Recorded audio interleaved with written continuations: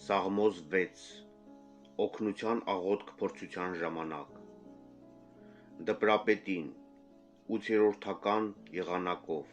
Դավթի օրհնության սաղմոս։ Տեր, զայրույթով քո մի հանդիմանիր ինձ, և քո բարկությամբ ինձ մի խրատիր, ողորմիր ինձ, Տեր, քանզի հիվանդ եմ ես,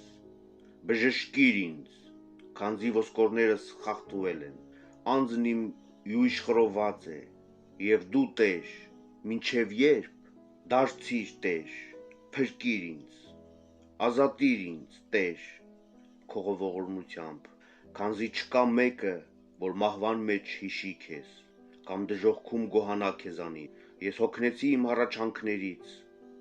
ամեն գիշեր հեծեծանքով լվացի մահիճն իմ, և իմ արտասուքով անկողինս թրջեցի, սրտեղությունից այլայլվեց աչքն իմ,